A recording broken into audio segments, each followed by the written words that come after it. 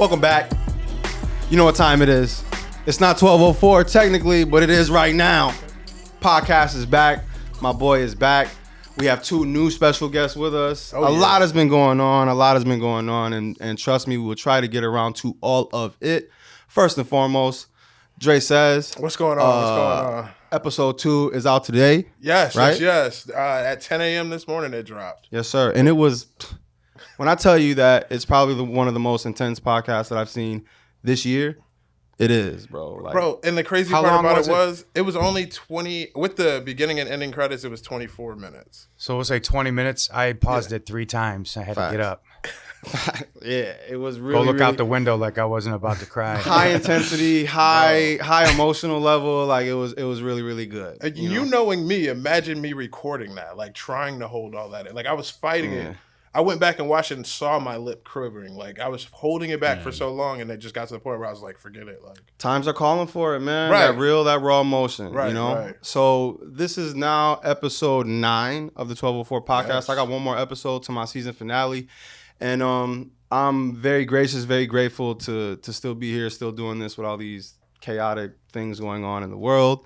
And with no further ado, across from me, I got my boy Victor Gomez. Now, Vic, me and Vic go back to, I was probably around maybe 19 years old. And Vic was the man when it came to clothes, when it came to fashion. Like there was 2006. There was a period of time that a lot of people were just walking around wearing GE. Like I used to see it, and I used to be like, "Oh man, I'm with the real. shit." You know what I mean? I'm with the shit. You know. To the right or left of him, I don't know. Justin Arnold, hey, one of the prolific life coaches in the city of Rochester. You know, thanks, man. Appreciate it. Puts together plans and more of the psychological aspect of being healthy, being in shape. You know, all those good things. And yeah, we met by chance again on Instagram. Instagram has introduced me to so many great people. You know, I love using social media like that. And yeah, we linked. He owns Flex MP Gym downtown. Yes. If I'm correct, East Main. Not too far from here. Not too far from here, right around the corner. Yeah. And yeah, so that's what they're about. By all means, introduce yourselves, you guys. I talk a lot, but please introduce yourself, Vic. Yeah, my name's Victor Gomez. What else am I supposed to say? I mean, are you kidding me? Tell the people who you are, what you're about, and why you're about I'm just it. I'm just a guy of Rochester, New York, does not know what to say about He's himself. obviously humble. For real. So seriously. yeah. So no, I own a salon. You know, I did a lot of things before that to get there. You know, I've owned a clothing store. I started off owning a cleaning service. Okay. Forgot about Where I cleaned like high-end lofts downtown when they became like a thing. And then I branched off and I was like, I don't really want to do that actually. So I started selling phones and I jumped into corporate America and I was like hard and I was like really selling cell phones, making $10,000. Just because that's when Nextel was big and you were across the hall from us actually. AT&T, yeah. But so, you know, to get right to it, I ended up getting fired. I was the head of security at a nightclub downtown, ended up getting fired. You know, at that time, I was always a victim.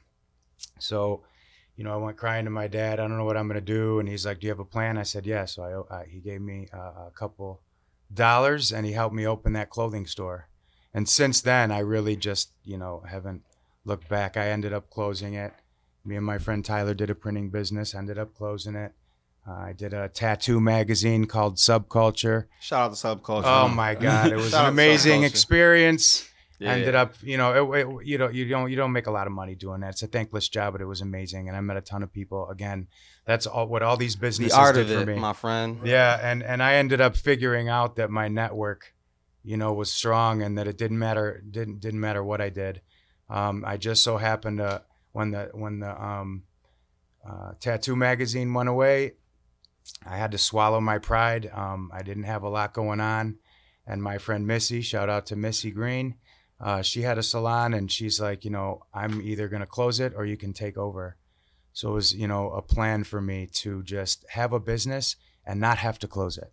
Right. Right. Absolutely. So it's been almost 5 years now. That's what Rocking I'm and doing. rolling. I don't do hair. It is a business in itself. It's a lot of work just to run a business. Mm-hmm. Other people's lives are in your hands. You got to act different. So And it's it like a whole provides thing. opportunities to those around you. It allows you to Yeah, do man. things that Right. can provide opportunities to then other people. One Correct. quick funny moment about the Subculture magazine. So that was the name of the magazine, the tattoo magazine. Mm-hmm. I was lucky enough to be able to be a writer on that in the fashion and electronic area. I You wish got a I shit knew. ton of credits, boy. I wish I knew. I wish I knew you were gonna be here. I got would a have brought shit it. ton And the of credits. crazy part about it is I have not one tattoo on my body. Wow. matter. Wow. It didn't matter though. But this is where I was trying to. That's put one my of those boy things- on. exactly. This is where when the people you know and the people that believe in you and what you do Yeah. will help you and put you on. Because Victor believed in me before anybody else did. He was the first person to carry my clothing in his store. Yeah. So to have someone like that in your corner, even though you don't immerse yourself in that area, like tattooing, like now I do. All my friends are tattoo artists. Tons of my friends have them. I love the art of it. I just don't have any. But he didn't know that back then. You know what I'm saying? And for him to put his faith in me is amazing. That's why I was like, how do you not know what to say about yourself? Like, he's put a lot of people on in this city just from the ventures that he's gone into, and they've been able to venture out. That's and do awesome. more. Facts. Next man up.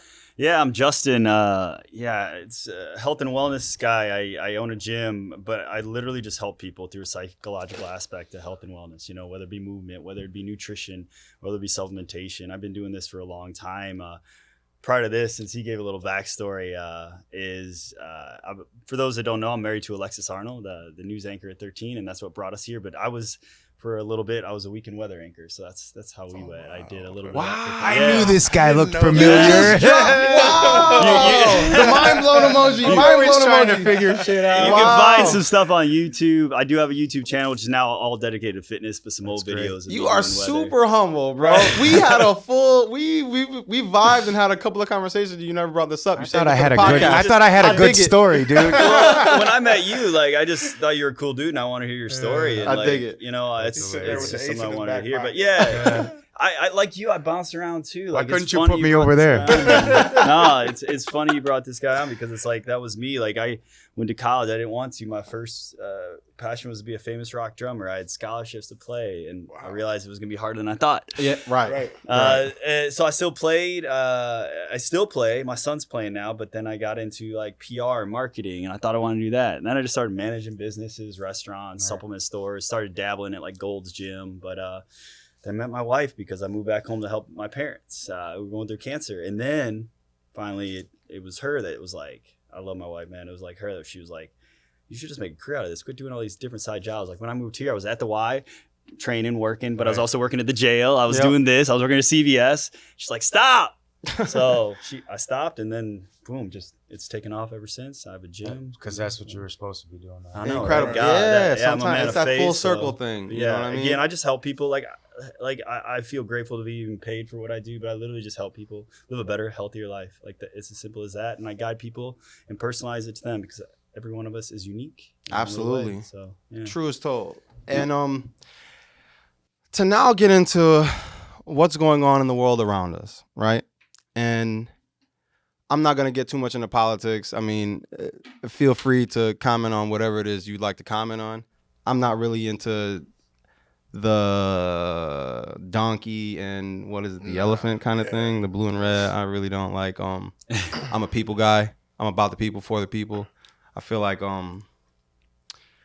we've reached a point in our society, right, where a line's being drawn. Now, feel free to give me your take on it after I kind of get through my spiel, right? But I feel like a line is kind of like being drawn now on where it is you stand on certain issues that were kind of just like up in the air for a lot of the time, right?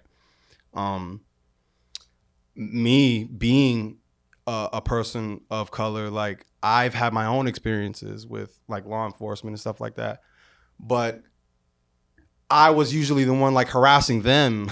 You know what I mean? They used to have to like chase me around like I was, you know what I mean? So I never really had an issue with like them not doing their job. Right. I respect people who get up and go do jobs like that. That is just, it's completely thankless. These are underpaid people who have to go out and deal with the most. And I like to get that thought first across before I then get into how wrong it is, the abuse of power that has now come to, this light. So to touch on that really quickly, because I used to feel that way, I'll be honest with you. I really did, because I have a cousin in Buffalo who's a cop. I have some really good friends here in Rochester who are police. But then I realized that it's not about them. It's not about those cops. That's not the cops I'm worried about. Like, right. I contacted one of them the last Saturday when everything was starting to go down in Rochester. I contacted one of them. I said, yo, have a safe night tonight, because I know he works overnights. I said, watch out. It's getting crazy out there. Shake my head. SMH. Yeah. He replied back to me, don't shake your head, Dre.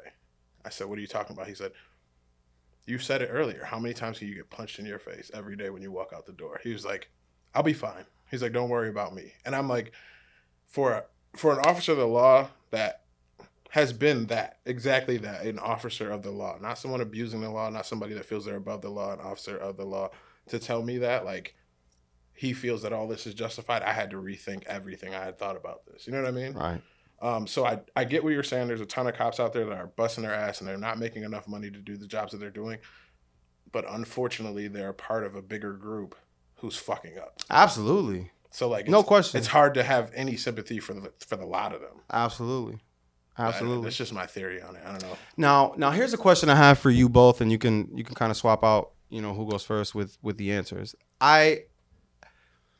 White privilege has existed long before the term has now been like in the forefront of everybody's like, well, no, white privilege is this new thing. You know what I mean? It's not a new thing like at all. Not at all. But your opinion on the white privilege thing, how it makes you feel, right? I want to know, like, whether or not is there some kind of like a guilt thing that you then associate yourself to just because you are of the same race, even though you don't have the same views, or you may not be aligned with the Black Lives Matter or the All Lives Matter movement, you know what I mean? But how does that genuinely make you feel now that this is like this huge thing that people are talking about? Sir, man, where do I want to go with this? There's so many different places. Like, yeah, it's been around. I mean, I've taken advantage of it. Like, when I was a teenager, there were times I committed and got away with things in front of a cop. I was aware of it, and then so I know it exists, and then as far as what is our place in it, I think as far as feeling guilty, for those that still didn't hear earlier, I'm married to a Black woman. That's Alexis Arnold. I think that's funny because whenever I tell somebody that I'm married to somebody in the news or Alexis Arnold, like, oh, I watch news all the time. I was like, oh, her name's Alexis Arnold. Oh, I don't watch it that much. Right. Or they're like, oh, wow. Instead of, oh. Right. So, like, I experience those little subtle things. So, and as far as feeling bad, I don't know. I don't feel bad. I think it's our place. I read a book, and if anybody has not ever read any kind of book on race, like, I still, even been with my wife for 13 years, married 10, I still think I have a lot to learn. Mm-hmm. Tons. I learned something the other night on Tuesday, and we'll talk about that later, but even the book and these books talk about, like, it's our place because this is the problem we created, Mm-hmm. Like, you still see people trying to put it on Black people. Right. Like, y'all didn't create this. We created this. So it's got to take us. It's got to take a ton of us doing a lot of things daily, regularly, consistency. It can't just be the cool thing right now. Like we were talking about outside, like, it's got to be a bunch of people doing a lot of little things for the rest of their life. I'm glad you brought that up. And Vic, we're definitely going to get to you. Right. But like, that's what's kind of like, we were talking about this outside. Okay, where do you go from here, though? Okay, we're here. These things are out there. There's donations pouring in. Mm-hmm. Right. There's what's going on. What happened with George Floyd? Rest in peace. There's so much going on now, right?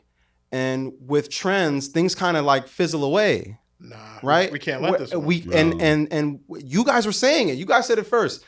You cannot let this die down. You have to keep this same energy. Right. as the saying goes. You have to keep the same energy. People have to wake up in the morning, and it may not be the first thing that comes into their minds, but you then have to remind yourself, okay, this is the new way of doing things. Things aren't like that anymore. Like we need to be on these people, whether it's reform, legislation. I don't know where it is we go from here as far as like laws are concerned, and what real change is then going to come from this. So with the privilege topic, especially when it comes to like white privilege, because don't get it fooled, there's a certain amount of privilege on our end too. That like there's definitely some black of us, privilege. Are you some of kidding us me? definitely have that. Absolutely. Myself included. But so when I talk about it and I tell people, I was like, the thing that we have to remember, especially my Caucasian friends that hit me up, like, yo, what am I supposed to do? What am I supposed to do, Dre? And sometimes it gets tiresome. I'm like, bro, I'm not everybody. I can't answer this for all of my friends that are white. You know what I mean? Right. But the number one thing I always tell them is use your privilege to the advantage.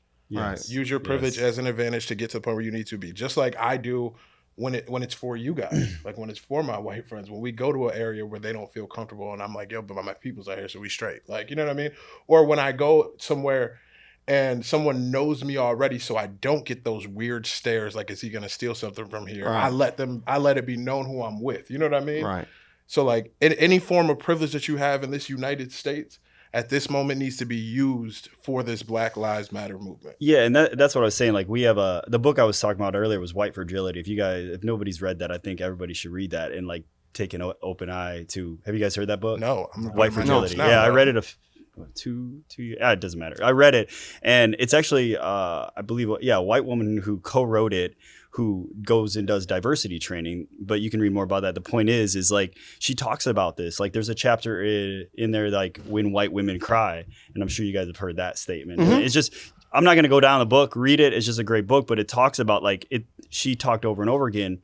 It's going to take the white privilege or the white people to make a huge change in it, but it's going to take consistency. Like, you know, my wife and I were talking about this the other day. Like, you know, this is great. It's popular, cool. Make a social media post. Keep doing that. Keep it in the forefront. But it's just like simple things. Like I tell my clients, like, or I tell my kids, like something I remind my kids every single day to ingrain it in their subconscious is I tell them, you choose your attitude every single day. Just like this, you got to choose to make a choice to do the right thing every single day. If you see somebody saying something, you know, like, I don't have time for that, I don't have energy, you step in. Right. You step in and you do something. And is it exhausting? Fuck yeah, it's exhausting. And for those people, I'm a man of faith, but like it's exhausting. But you guys are exhausted because you have to live this from the day you're born to the day that you die. Right. We're white. We don't have to live it every day. We have to choose to live it. And we have to be in the forefront and stand in front of it and do it for the rest of our freaking life. Right. Every day. Those are facts. But we can make positives out of it. And we're seeing some of those. But we have to continue with it. We got to continue with momentum. It's just like in fitness, you know, the peaks and valleys in health. I always bring back to that. It's like we go up and go down. But if you want consistent gains or weight losses, you got to consistently just do the dailies, one day at a time. One step, one small step. People are looking for fireworks. It's got to take a lot of people doing a lot of little things to create a big change. That's my perspective. And Consistency. Now, I keep track. You're one of my favorite follows, Vic, on Instagram. And I got about maybe 7 of them that I actually like legit. I pay attention to and I watch. Right. And wait, am I on that 7 list? Come on, you see me pop up in your views, boy.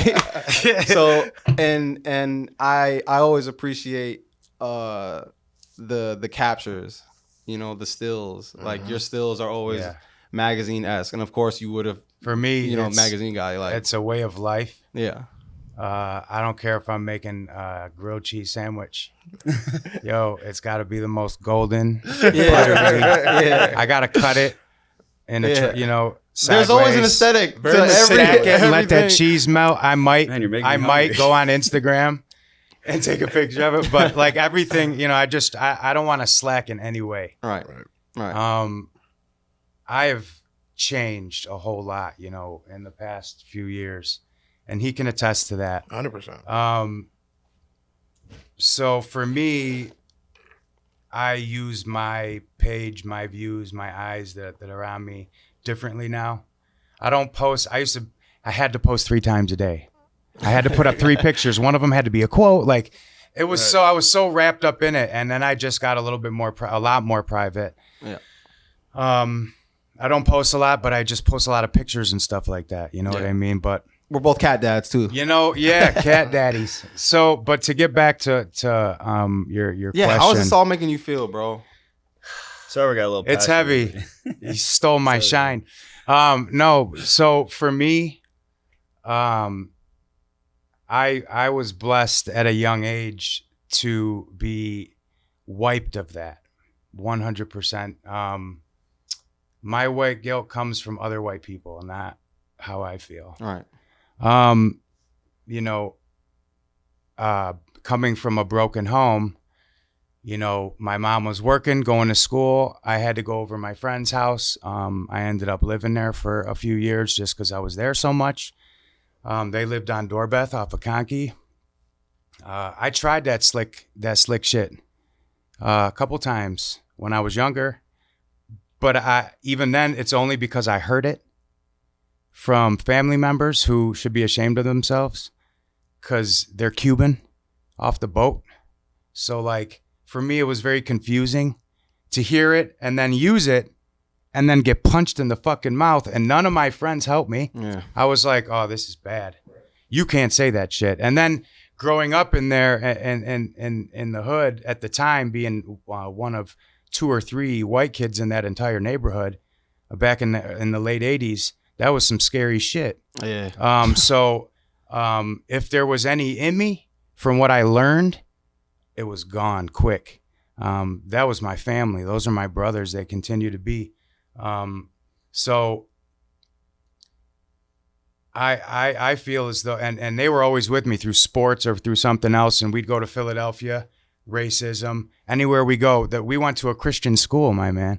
Yeah. We were on the city bus. It was 2 of them. One went that way and one went that way. And that was the city, you know, and it was different there too. And I'm not going to get crazy about it. It's just, it was different there and I saw it. I view this thing now through different eyes. I just feel like it's a lot of ignorance going on. It's a lot of misinformed people. Half of these people are this way because they're afraid of something they don't know. And I feel like if you just spent more time getting to know the people you fear, or experiencing a little bit of, I don't know, just experiencing something, be there for them or hear a story or completely understand and be empathetic to a situation that they've been through. But a lot of people are just spiteful. I didn't want to say it because I don't want to acknowledge that social media is a part of my life yet. But and I don't want to sit there and people announce when I've unfollowed 12 people. Like for me, dude, I do that shit silently. Now you see me. Now you don't. Now you don't. Facts. Yeah. Don't ask me why. Yeah. There's a reason why, you know, and he was saying that, you know, that's, you know, people are getting deleted and people are, you know, and social media stuff that for me, I'm like, I don't even remember accepting you. I don't know you. All right. What you say is not going to make me feel emotional. Moving on. Yeah. You know, I don't pay attention to it. I don't get too political. Cause politically, you know, I'm not a political dude. I'll get smashed if I talk about politics. But ask me how certain things make me feel, and I'll show you. Yeah. And there's where everybody has to kind of bring themselves there. Right. This is going to be more about self-evaluation than trying to fix a whole race. I don't accept it. And when I've made mistakes or I've said something that I didn't even know or feel, because obviously I'm not a racist person, but I just said something that didn't sit right with somebody, and he called me and told me, you got to delete that shit, bro. You know, that's upsetting. That's some racist shit right there. And I just was like, I immediately was like, oh, like my dad just called me and I felt like I was in trouble. Like I felt like, holy shit, who else saw that? I don't want anyone to ever think that shit about me. Yeah. You'll never get that feeling around me. Everyone's accepted with my clothing line, with my tattoo magazine, with anything business that I really was out there with, models that I chose, the friends that I had, the parties that I threw. There is no dress code. Don't stop anyone at that door from coming in here. If you have a problem with someone, come get me, because they're probably my friend or my brother. Facts. You know what I mean? That's how I operated my shit. And that's what people should know and think, you know, about me. And so I don't really get it a lot. people tell me jokes, I'm that guy that won't laugh at it. Yeah. I'm not going to tell you that shit made me mad. I'm just not going to laugh because eventually my silence is going to speak for itself. And when Victor says he's come a long way, he's telling the whole truth. Like, Oh yeah, man. as far as being an ally, as far as being, besides the fact that Victor is half Cuban, so like that's whatever. It is what it is. Just like when people come to me about Emilio, and I'm like, yeah, but he's half Venezuelan. So like, I don't know where y'all coming with this from, but like everybody be like, yeah, but he has that white privilege, and I'm okay. I'll leave it alone. Yeah, but still, you know. Exactly. But I've watched cops interact with him a certain way until they get his ID. You know what I'm saying? Yeah, like I've interesting. seen that interaction with him. But you were before. also there when I got beat down by 4 of them. Exactly. So when people talk to me about it, and when he starts to talk about it, and he doesn't bring that up, to me it kind of enrages me. I'm like, because you've had your ass whooped before by them. Honestly, Like, you know what I mean? and probably at the time, I might have been at my most. I was a very angry person, Right. and I might have been out of control, and I might have been out of control every week for Bro. for a year. So, Easily. but still, they showed me, right? Instead of just arresting me or or anything, or they, I got jumped on too, and that was a horrible feeling for me. And I went home and I cried. I didn't, I didn't get it, and then I got it. Then I got it. Yeah. Right. Then I got it. For me, 2007, I was celebrating 1 year being open for G Inc. Yep. I called my cop buddy. I jokingly said, "Oh, I might need you later." Right. He's the one that dropped me off after all that shit happened. I needed him. I didn't even know about how, but that just showed me, and it still didn't stop me. I kept going. I kept embarrassing myself. I kept embarrassing my friends, and I kept succeeding. So if you want to call that privilege, if that's my privilege, Right. Right. they still threaten to take it away, but I always open another business. I had a salon before. Right. I am blessed, and I don't put being half Hispanic or growing up in a black household mostly, and having more black friends than white friends. I don't call any of that's just, to me, that's my life, dude. Yeah. Right. I'm not trying to be something I'm not. This is me, So I always man, it's a lot. It's a lot to take in, to be honest. And I don't, the pressure that's on people to kind of like change overnight and change. yeah, That's not gonna views and happen feelings though. that they've had. Don't put that much pressure on yourself. Right. Allow yourself, Right. right, to be educated. Yeah. right, Allow yourself to be courageous, right. to be brave. And I see a lot about of that some these happening things, right now. Yeah. I see a lot of that You happening. got to believe in it too. Right. You got to believe in the change. And I'll give a little story here. Like, I didn't know if I believed it, like, in it, but when we had our first daughter,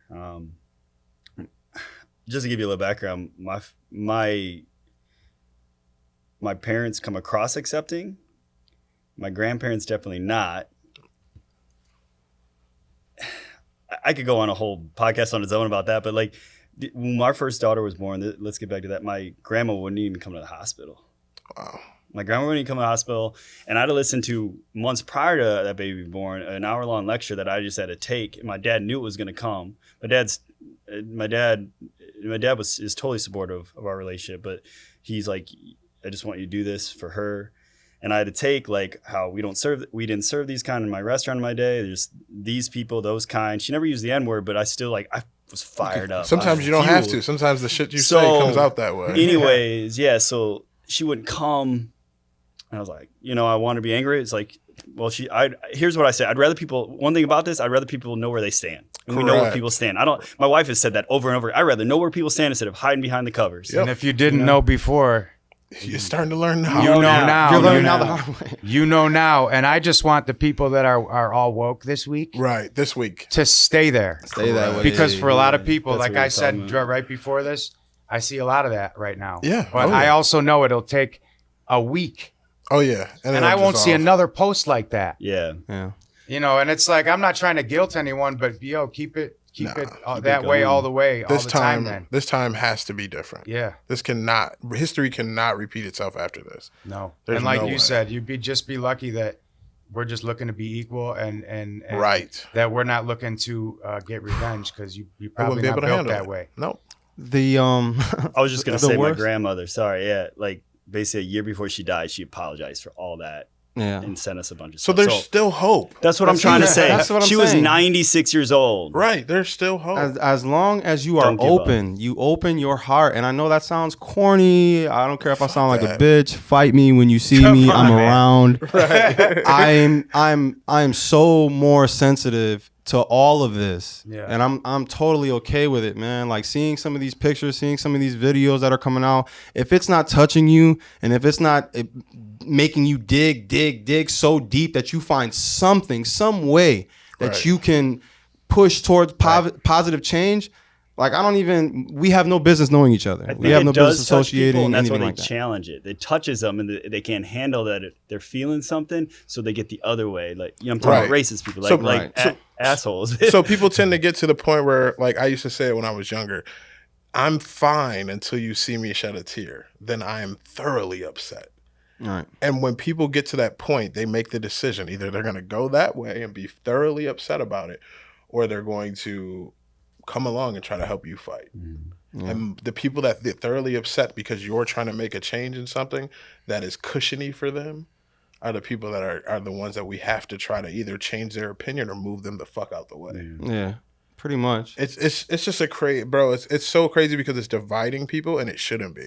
Well, like people were trying to compare, like differentiate between protests and then looters, and then and that's where things got super heated with people, and like they kept Right. bringing up like trying to make it one and the same, and It's not. and like, well, there was some anger, and like we could all say that violence is bad and whatever else. It wasn't until when I was talking to you like that Tuesday night with my wife, and like obviously I was upset and feeling, but like people kept reaching out to us like let's see, what was that, Thursday before the Saturday? Okay, yeah, Like what is that? So like last Yep. Thursday, get my days confused, probably like a lot of people during quarantine, but Right. people were reaching out. How are you guys doing? How's everything feeling? And I think it really hadn't hit because I'm busy trying to run a business, sustain business since my gym's been closed. My wife's like news story after news story and like so much coming at her. Right. Just to give you a little background, my wife's been attacked since COVID because COVID wasn't real, So Right. she's been sectioned out and been attacked since then. A little background. She's been the toughest person I've ever seen in my life. And Black women will do that. she's freaking awesome. She's so tough. But this opened us up. This Seriously. has grown our relationship. But so finally Tuesday, this is where the emotional come. Tuesday, I thought I was done with this, but Tuesday, I get a text. I'm downstairs. Normally my phone's shut off by 8:30 because I'm in like Zen mode. But I had it shut off, but I just happened to look at it. It's like that's where I look at. God must have told me to look at my phone. She's like, "Come here, please, now." So I go upstairs, and she's just lost it. I've never seen her this way. In the 13 years I've never seen her this way. I couldn't even call it crying. She was like, it was scary. She was like hyperventilating. She couldn't breathe. And I didn't even know what to say. That all I could do was just hold her. That's her husband. And that's where I felt Right. anger, and I wanted to fight. I wanted to Talk anybody that that made her shit. feel that way, Right. and then that's when I was like, I get why people want to fight. Talk Right. that shit. So for Because until white it hits you like that, Yeah. you don't get it. for white Right. privilege, that's the first time I wanted to fight. Right. So like, of course I'm defensive of her. Of course I'm going to protect my 3 children. Right. Of course. I get it. But that was the first time I felt I want to hurt the people that made her feel this way. I want to burn the world. Not really, but No, like, but I get where you're coming from. Listen, saying, like, but this is the thing. I got so, it. So that feeling that you felt, I wish everyone could absorb in this country because, Yeah. in all honesty, And that's your why- wife yeah. broke. She got to the point where she couldn't do it no more. She's been doing it for months with the COVID thing. Then you got this coming around the corner, and on top of that, she has the daily struggles, especially being who she is in this community, as being an African American woman too, because she has eyes on her at all times. So now she has that, and not to be funny, she's married to a white man. That's going to make it even worse Dude, for we've her in heard her so community. much stuff in our Right. lifetime from people we're related to, like That on both I'm sides. tired On thing- both sides. Ooh, stop the thing. That I'm tired thing is a real thing. Like it will exhaust you to the Yeah. point where you break down, and then the loved ones that you have, either they're going to do one of two things. They're going to be there and they're going to support you and they're going to hold you and they're going to be upset for you, or it's going to push them away? I felt her exhaustion, and that's where, like I said to you, like, and what he said kind of earlier, like, I don't have time. I have time to create a movement and help people along this. I don't have time to argue people on Facebook. Right. Like, move on Right. and like silently move on, remove them. I love that you said that. I thought that was great what you said, and that's kind of like what I think need people. If you've got all this fire, momentum, of energy, save it to do the good things. You know, you can't keep trying to convince and change people's No, minds. yeah, that and the arguing back and forth shit online, that leave that to the Karens and all that bullshit. It took my Like, grandmother 6 years. So just right. You know, I didn't go. well 96 years. Right. I didn't go down there at all. I watched from my friends live because do I need to be No. at not a protest that is racially driven? No. Dre, like, No. you know, That I've was done a when I really saw good job. When I saw you posting videos of you watching it, I instantaneously was like, well, okay, good. I'm home. Because I was definitely, if I saw Oh, you down there, I was man. going to text your mom like, yo, just give me a call if you need me to go with you. I don't need, Like, yeah, 'cause it- and that- I'm home fired up, and I'm like, see, Right. see, you know, and I've had my experiences like I shared before. It's just I knew enough to stay home at, that day, but stand for something from my couch though. Bro. Everything, you know what side of the table I sat on just from looking at my stuff. right. You know, Now I that- couldn't let anyone think for 1 second, what side is he on? you know? That perfectly Man, ties I into feel that. how I wanna wrap things up so people know exactly why it is you can take the initiative, right, and do your own thing your own way to support, to raise awareness. Mm-hmm. Did you go and protest? No, kind of a similar thing because like I already knew how angry I was. I know you didn't. Did you? Nope. No. I didn't either. What did you I'm do, all though? for the cause. I'm here right now though. Right. You showed up today. You showed up today. Use your And like platform. he's know? doing, I'm educating people on a daily. I'm handing out books. Like there's things we're constantly. doing. It Yeah. is a daily thing, and that's what we want to leave you guys with. That do not let today not roll over into tomorrow. Correct. Stay woke. Roll it I over. hated that keep rolling statement it over. before, but I'm real preaching now, it bro. now, man. Yeah. I will add, Yeah. like, bring a positive moment, like, initiate it. There's tons of things people can do. Instead of just post another article, like, hey, this is some steps you can do, or this is some things you can do. Like, Basically, use any platform you have. yeah. I appreciate you guys. I love all of you equally. To be Thanks honest, for having Love you us. too, man. Love you Appreciate too. it. Thanks for having us. And I feel Thanks for like having me back, we got to man. make it a thing to kind of chop it up and keep these thoughts and opinions being shared, and then encourage other people who are going to see this to go, you know what? I got some feelings like that too. Wait a minute. exactly. Wait a minute. There's You so know, much let's talk more about this. than what we covered today. You know? And I support all of you guys. Your Instagram, give people your Instagrams and how they can follow you, how they can support Yes. Oh, at FlexMP, at Justin Arnold. So, on Instagram, Yeah. At 2X. VG_branded. on Instagram. That's it. My producer, my favorite guy, RockPodNet on Instagram, Chris Kanye. I appreciate you for being so generous with your time. My boy Dre, let him know. At Dre Says or at flydefinition.com. You know it. We at the 1204 podcast want to keep the positivity and love getting spread. We went overtime this week, and I appreciate Chris For a being good cool cause. about It's it. crazy. But it's for a good cause. Right. BLM for life, and I'm not scared to say it. Right. You know what I'm saying? It's 2020. It's time for change. I appreciate you guys again. All the love in the world. We will be back. This episode's dropped this Thursday at 12:04. Look out for it. I am Diet Cola Poppy, Ezra Ray. You can find me on Instagram. Follow us, RockPodNet. You know what it is.